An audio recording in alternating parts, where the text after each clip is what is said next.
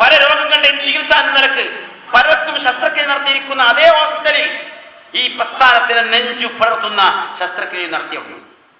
എന്നിട്ടാണ് 2002 ഓഗസ്റ്റ് മാസം 12-ാം തീയതി ISMനെ പിരിച്ചുവിടാൻ തീരുമാനിക്കുന്നതും പകരം ഒരു അഡ്വക്കേറ്റ് സ്ഥാപിക്കാൻ ശ്രമിക്കുന്നത്. ആ അഡ്വക്കേറ്റിലേക്കുള്ള മുഴുവൻ ആളുകളെയും സെലക്ട് ചെയ്താലാ എന്നൊക്കെ മതി. അവരെ കുറിച്ച് ബഹുമാനായ AP അബ്ദുൽ ഖാദർ മൗലവി പിന്നെ ചാനലിൽ കൊടുത്തിരിക്കുന്ന അഭിമുഖം എന്താണ്? ചാനലുകാരൻ ചോദിച്ചല്ലോ, നിങ്ങളിപ്പോ ISMനെ പിരിച്ചുവിട്ടത് ആദർശ വ്യതിയാനവും അച്ചടക്കരായിട്ടുമൊക്കെ ആരോപിച്ചിട്ടല്ലേ? ഇതേ ഒരു അവസ്ഥ ഇപ്പോൾ നിങ്ങൾ പകരം കൊണ്ടുവന്നിരിക്കുന്ന ആളുകൾക്കും ഉണ്ടായാൽ നിങ്ങൾ എന്ത് ചെയ്യും? ഇതുപോലെ നടപടിക്കോ? ബഹുമാനായ AP അബ്ദുൽ ഖാദർ മൗലവി കൊടുത്ത മറുപടി തരാം, അങ്ങനത്തെ പ്രശ്നം തന്നെ ഉണ്ടാവില്ല. എന്തുകൊണ്ട്? അത്രയും കറകളഞ്ഞ ആദർശ വിശുദ്ധിയുള്ള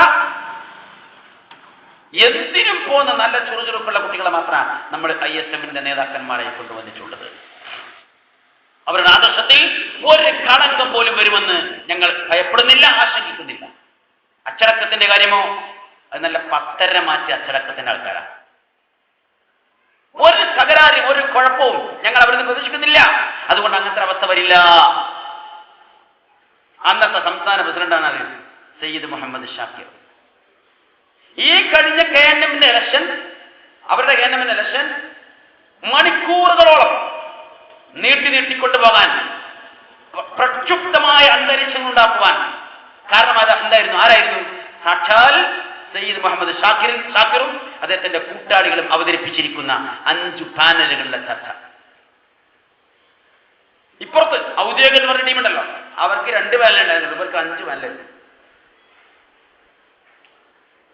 അപ്പൊ പിന്നെ ആൾക്കാർ ചോദിക്കും, അവിടെ സംസ്ഥാന കൗൺസിൽ നടക്കുന്ന ചർച്ചയും പാനലിന്റെ എണ്ണമൊക്കെ നിങ്ങൾക്ക് എങ്ങനെ കിട്ടുന്നത്? എല്ലാവർക്കും പരീനുകളുണ്ട് എന്നാണല്ലോ നമ്മുടെ ഷേഖിന്റെ പ്രസ്താവന. അങ്ങനെ ചോദിച്ചോ? അല്ലെങ്കിലും അവിടുന്ന് അയക്കുന്ന ഏത് സർക്കുലറും ആദ്യത്തെ കോപ്പി നമുക്കുള്ളതാണല്ലോ. നിങ്ങളുടെ ജില്ലകൾക്കും മണ്ഡലങ്ങൾക്കും കിട്ടുള്ളൂ. അത് തുടക്കം മുതലേ അങ്ങനെയാണ്.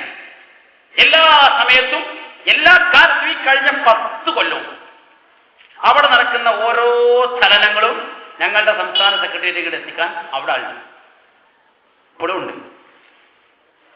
അത് ഞങ്ങൾ അവിടുത്തെ നിരത്തി അവിടെ നോട്ടെ, മനസ്സിലായല്ലോ? അങ്ങനെ ചിലരെ കുറച്ച് മുൻകണ്ട് പോരുമ്പോ അടുത്താളെ നിശ്ചയിക്കും.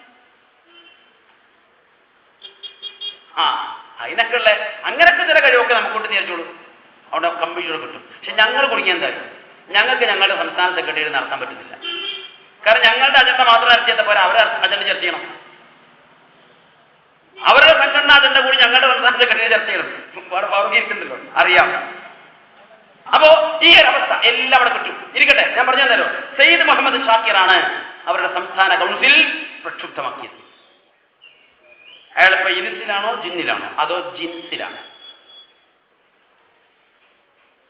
തൊട്ടുപിറകെ സംസ്ഥാന ജനറൽ സെക്രട്ടറിയായ CP സലീം പലരെയും നീക്കം ചെയ്തല്ലോ. ആ നീക്കം ചെയ്യുന്ന പട്ടികയിൽ 2 ആഴ്ച കൂടി സമയം മാത്രം ബാക്കി നിൽക്കുന്ന ആളാണ് CP സലീം. അപ്പൊ അത് കഴിച്ചു കഥ എങ്ങനെ നിങ്ങൾക്ക് മനസ്സിലായി? ആദ്യം നമുക്കറിയാം. അടുത്ത് പുറത്താക്കേണ്ടത് ആരെന്നുള്ള ലിസ്റ്റ് മർക്കസ് സേവന കൊടുക്കുന്ന കഴിച്ചോളും. ആ CP സലീമിന് ഇന്ന് അവരുടെ വളരെ ഉത്തരവാദപ്പെട്ട പല പള്ളികളുടെയും മിമ്പറുകൾ നിഷിദ്ധമാണ്. നിഷിദ്ധമായിട്ട് ഏതാണ്ട് 1.5 കൊല്ലായി. അപ്പൊ അങ്ങനെ ഞങ്ങളെ അടുത്ത നാട്ടുകാരനാണ് അന്തജാഗം നടക്കേണ്ടത്. പോട്ടെ, അന്നത്തെ സീനിയർ വൈസ് പ്രസിഡന്റാണ് ആര്?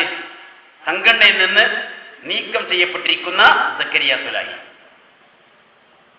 എന്താ പറഞ്ഞത്?